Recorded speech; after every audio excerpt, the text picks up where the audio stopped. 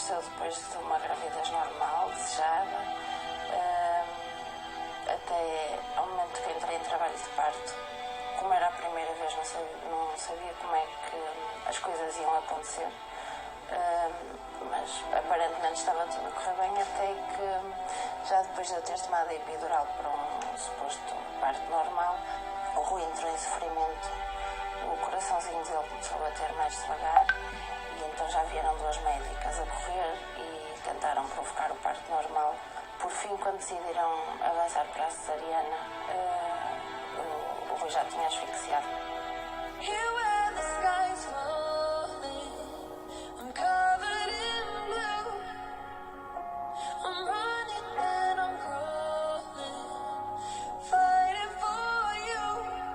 O Rui não anda, não fala, não senta, não engole direito, não mastiga. Moramos em casa da minha sogra, onde também vive uma filha e um filho adotivo. Portanto, nós ao total somos 7, o espaço é muito pouco, principalmente pela situação do Rui, e vamos receber uma cama ortopédica também para as necessidades do Rui. E então essa cama é que não temos mesmo onde a pôr, porque o quarto que o Rui tem com a irmã é um quarto que está ocupado com 2 berços porque são pequeninos.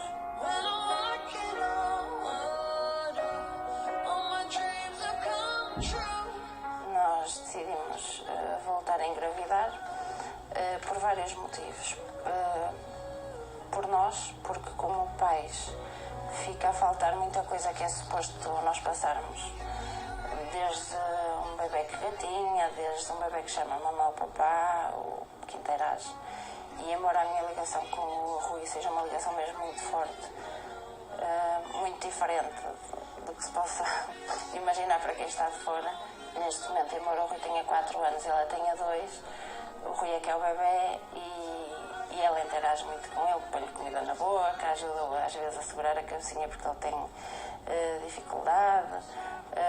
Quando vamos na rua, ela dá-lhe a mão, muitas vezes ele vai na cadeirinha de rodas e ela vai a pé de mão dada com ele.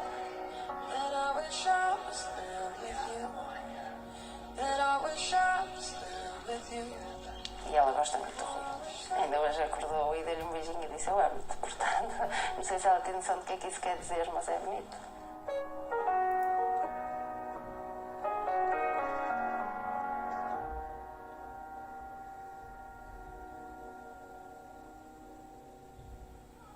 Eu estava a reconhecer este sítio, trabalhei ali durante anos na RTP, não é? Olá, Cristina Ferreira.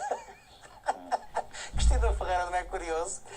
Rui, seja bem-vindo. Olá, Mónica. A Mónica estava fascinada por ver o papá, por ver a mamã e por ver-se a si própria na televisão. E depois temos ali o pequenino Rui e é dele que vamos falar. Cristina, tudo isto tem a ver com tudo aquilo que aconteceu ao vosso filho, ao vosso Rui, tem a ver com negligência no parto?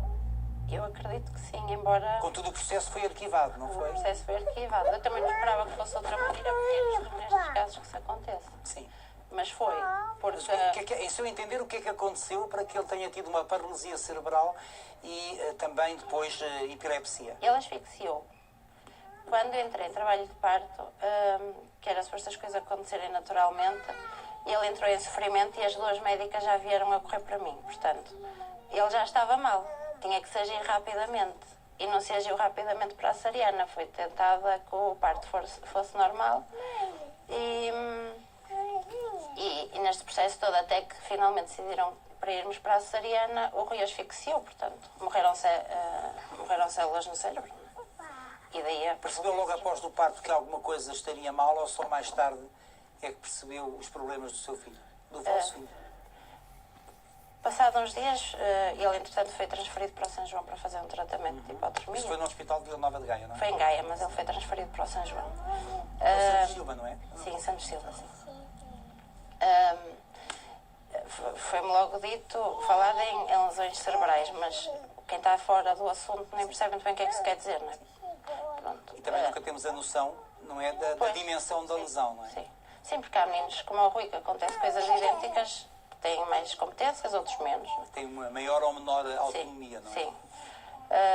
Quando ele começou a ter mais 6 mesinhos é que eu comecei a reparar, pronto, que já era suposto ele começar a sentar, coisas naturais que já não aconteciam. Lidar com isto foi um choque, com esta realidade. Eu entrei em negação. Entrou em negação? Eu acho que sim. Acho que entrei em piloto automático e o que é preciso fazer a gente faz na hora. Mas acho que com o tempo é que me fui apercebendo do que é que se passa aqui. E o que se passa aqui pode melhorar, portanto, os progressos do Luizinho têm sido notórios? Sim, um bocadinho. Há conta de tratamentos, há conta de terapias, não é? Sim, fisioterapia e, neste caso, terapia da fala. Ele faz o Padova também, que é uma terapia um bocado diferente. Mas são coisas que ele já evoluiu muito.